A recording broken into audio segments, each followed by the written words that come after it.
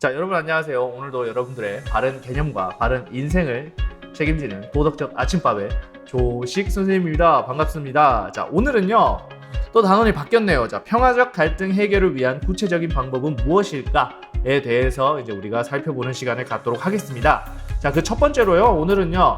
평화적 갈등을 해결하는 과정에 대해서 살펴보도록 하겠습니다. 자, 우리가 저번 시간에 이제 갈등을 평화적으로 대화를 통해서 해결을 해야 된다라고 했습니다. 그러면 오늘은요, 바로 그 구체적인 과정, 어떤 과정을 거쳐서 우리가 갈등을 해결할 수 있을지에 대해서 살펴보도록 하겠습니다. 자, 첫 번째로 여러분들 갈등을 해결하기 위해서는 뭐를 제일 먼저 해야 될까요? 갈등을 해결하기 위해서는 그 갈등을 겪고 있는 당사자들이 어떤 생각들을 갖고 있는가, 어떤 입장들을 갖고 있는가에 대해서 명확하게 알 필요가 있습니다. 왜? 그 사람들이 주장하는 것을 알아야 뭐를 원하는지를 알고 그리고 서로 조율을 할 수 있는 시작이 되잖아요. 그죠? 이 주장을 상대방의 말도 들어보지 않고 막 갈등을 해결하기 위해서 야, 니들 사과해. 뭐 때문에 싸우는지도 모르잖아요. 그렇죠? 그러니까 그게 문제야. 그러니까 제일 먼저 뭘 해야 된다? 갈등을 겪고 있는 사람들이 무엇 때문에 싸우는지, 그 다음에 그 사람들이 각각 주장하는 것은 무엇인지, 갈등 당사자들이 주장하는 입장에 대해서 명확하게 파악을 해야 됩니다. 자, 그런 이 갈등 당사자들의 입장은요, 그 사람들이 직접 말할 수 있잖아요. 그죠? 그렇기 때문에 겉으로 드러나요.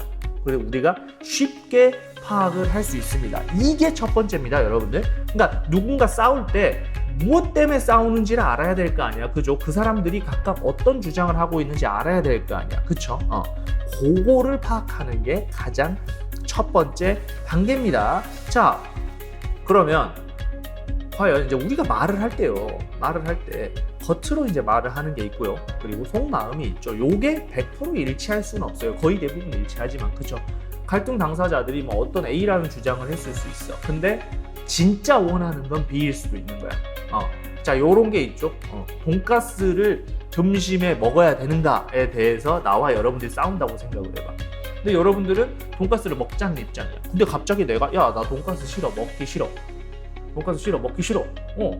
이렇게 이제 내가 겉으로 얘기를 했어. 그럼 나의 입장은 뭐야? 돈가스를 먹지 않겠다라는 입장이야. 그러면 왜 안 먹는지, 그러니까 무엇 때문에 안 먹는지, 그리고 진짜 안 먹는 이유에 대해서는 여러분들이 아직은 모르잖아요. 그죠? 내가 예전에 뭐 어릴 때 키우던 돼지가 너무 사랑하는 돼지가 있었는데 그 돼지를 내 눈앞에서 잡아먹었어. 그거에 충격을 받아서 나는 먹을 수 없어. 이런 것들, 진짜 원하는 게 뭔지. 그러면 돈가스가 아니라 뭐 다른 고기를 먹기를 원하는지, 혹은 뭐 다른 메뉴를 먹기를 원하는지, 요런 이 진짜 속마음들이 무엇인지를 알아야 돼요. 그래야 갈등 해결을 할 수가 있는 거예요. 그렇죠? 그래야 진정으로 이제 원하는 바를 알아야 갈등 해결을 할 수가 있는 겁니다. 그러니까 이 속마음이라는 거는요, 갈등 해결의 실마리라고 할 수가 있어요. 이 속마음은 잘 말하지 않아요. 마음속에 숨어 있어요. 파악하기 어려워요. 그러니까 여러분들이 많은 대화를 통해서, 그리고 많은 이해를 통해서 이 갈등 당사자들의 속마음을 알아내는 노력을 상당히 많이 해야 됩니다. 다시 한번 말하지만 겉으로 주장하는 입장은요, 알기가 편해. 왜? 말을 하니까. 그대로 야, 뭐 하지 말자, 뭐 하자, 이런 식으로 얘기를 하니까. 근데 속마음은, 그 사람의 속마음은 몰라요. 근데 속마음이 왜 중요하다고? 이게 갈등 해결의 실마리가 될 수 있어요. 그러니까 반드시 속마음에 대해서 알아야 됩니다. 아셨죠? 파악하기 어렵다 했어요. 하지만 파악을 꼭 해야 되는 겁니다. 자, 그 다음에 세 번째 단계가 뭐냐?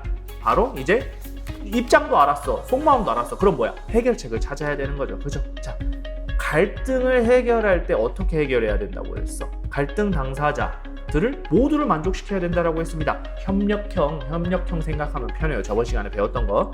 자, 한쪽만 주장을 들으면 돼, 안 돼? 안 돼요. 그리고 한쪽 내 주장을 무조건 양보하면 돼, 안 돼? 안 돼요. 모두가 다 만족을 해야 됩니다. 그래야 갈등이 완벽하게 해결이 돼요. 그렇지 않으면은 갈등의 불씨가 조금 남아있어요. 그러면 또 싸워요. 그러면 안 되잖아요. 그죠? 신뢰가 깨져버린다고. 협력형으로 갈등 해결을 했어. 어떻게 된다 그랬어? 신뢰 형성된다 그랬죠? 그렇죠?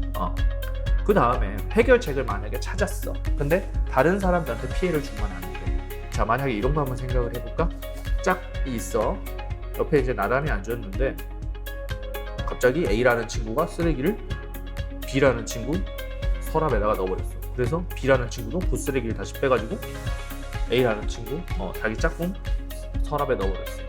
그러면 이제 갈등이 생기지. 그걸로 막 싸우고 있는 거야. 그러면 갑자기 A가 야 그러면 나랑 너랑 서랍 속에 쓰레기 없으면 되니까 그럼 뒷자리에 서랍에 넣어버리자 해서 친구가 오 그럼 좋은 생각이다 그렇게 해버리자. 이거 해결된 거야 안 된 거야? 안 된 거예요. 왜? 뒷친구한테 피해를 줬잖아. 그쵸? 갈등 해결은요 절대 다른 사람한테 피해를 주면 안 됩니다. 아셨죠? 다른 사람한테 피해를 주면은요 이거는 눈으로 봤을 때는 갈등 해결이 된 것 같은데 결국은 뭐야? 또 다른 사람과 갈등이 벌어지는 거예요. 그러니까 이거는 진정한 갈등 해결이 아니다라는 거 아셨죠? 중요합니다. 자, 그러면 다음으로 한번 넘어가 볼까요? 자, 그러면 우리가 이렇게 이제 간단한 것 같아요. 근데 한번 조금 더 생각을 해볼 게 있습니다. 갈등을 겪는 당사자들의 힘의 불균형 문제 요런 거 한번 생각을 해볼 필요가 있어요. 자, 이게 이런 친구 간의 갈등에서는 친구 간의 갈등도 나올 수 있겠다. 어떤 친구는 싸움을 잘하는 친구야. 어떤 친구는 싸움을 못하는 친구야. 근데 갑자기 싸움을 잘하는 친구가 야, 나 이거 좀 빌려줘 하면서 막 가져가. 그러면 싸움 못하는 친구는 어떻게 해? 오, 알았어. 빌려줄게.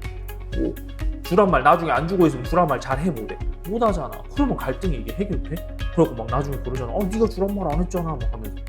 그러니까 이런 힘의 불균형 문제는 또 한번 볼까요? 우리가 보통 이제 그 노동자들, 청소 노동자들 문제를 한번 볼게요. 이게 뭐냐면 막 그런 게 있어요. 기업 입장에서는 그 사람들 어떻게 합니까? 잘 대해줘요? 아니야. 막 화장실에다가 쉴 공간 조그맣게 만들어줄 때도 있고요. 굉장히 대우가 안 좋습니다. 그래가지고 그분 만약에 청소 노동자들이 이제 항의를 했어요. 좀 쉴 공간을 좀 만들어 주십시오라고 했으면 어떻게 해버려? 잘라버려요. 그런 사람들 잘라버립니다. 그러니까 워낙에 그 회사 사장들이 갖고 있는 힘이 세니까 청소 노동자들은 사실 우리 사회에서 봤을 때 힘이 없잖아. 그죠? 힘이 너무 약하잖아요. 그죠? 그렇기 때문에 마음대로 해버린다고 힘이 센 사람들. 그러면 참 갈등 해결이 안 돼요. 그래서 자기들은 야, 저 사람들이 말을 안 했다.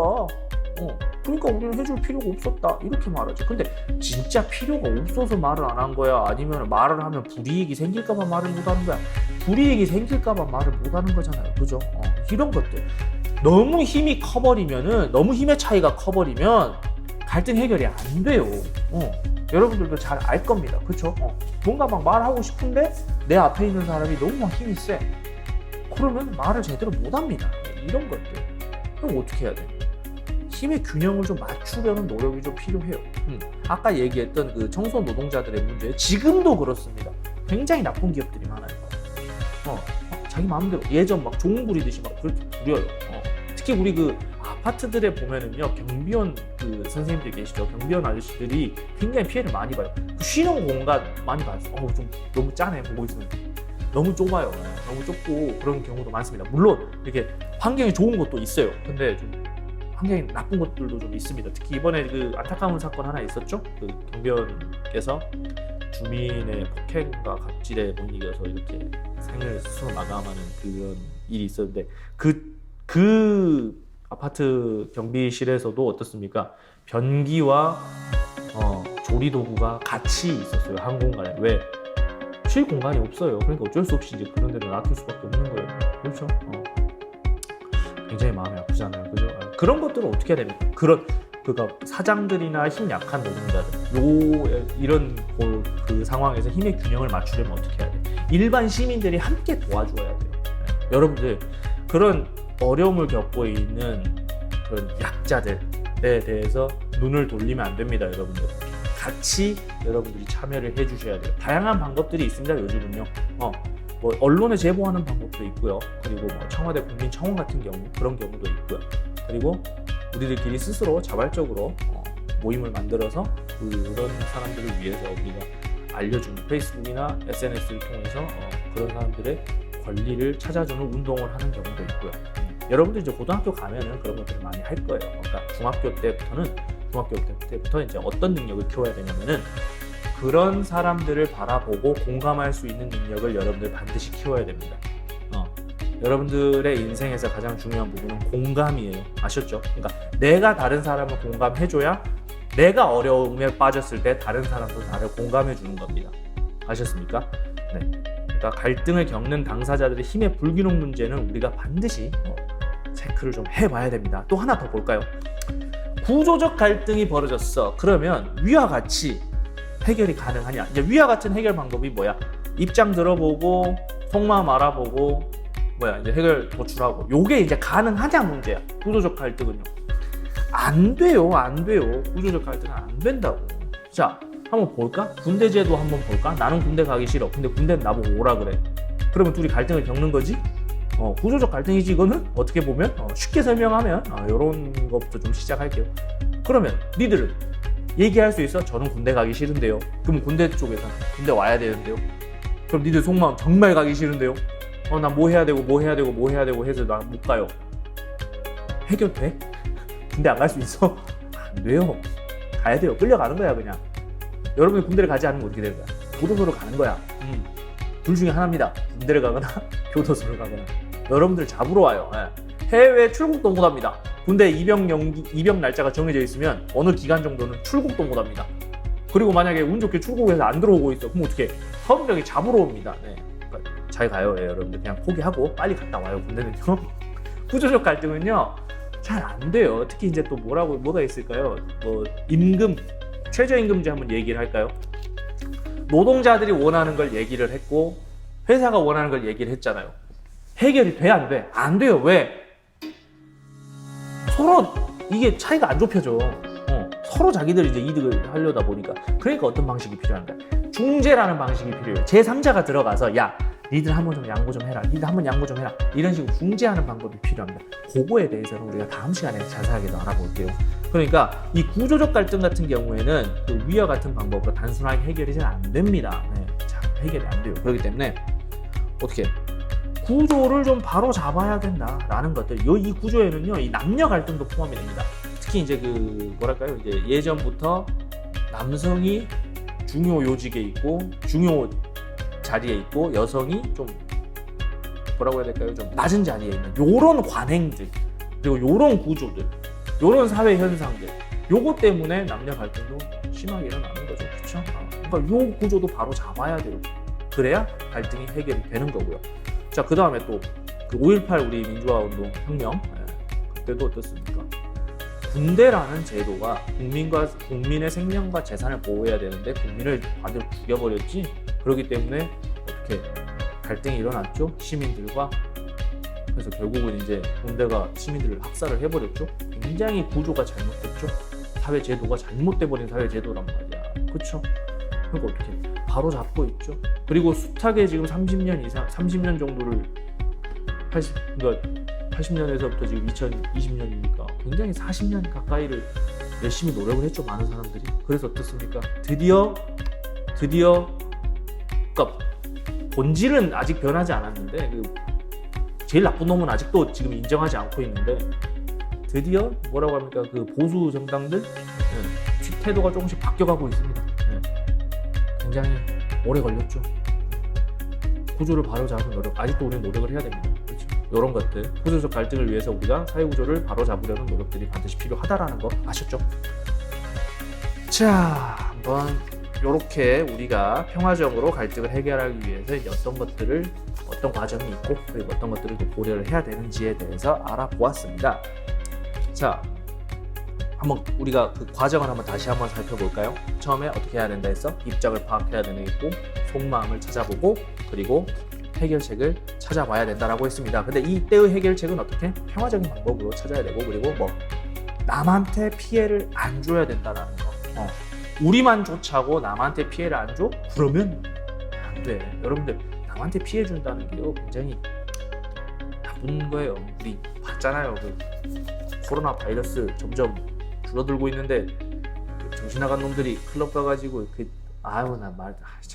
나쁜 놈들 너 험한 말이 나올 것 같은데 그래서 지금 여러분들 계속 대학도 못하고 집에서 있고 심심하고 우리도 짜증나고 너도 짜증나고 죽겠잖아요. 그죠? 안 돼. 남한테 피해를 주면 안 돼요. 네.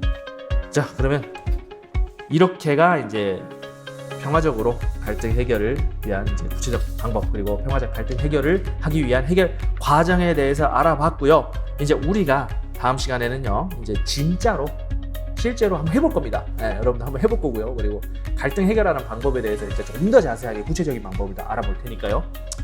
다음 시간에 보도록 하겠습니다. 오늘 여기까지입니다. 자, 모두 수고하셨습니다. 안녕.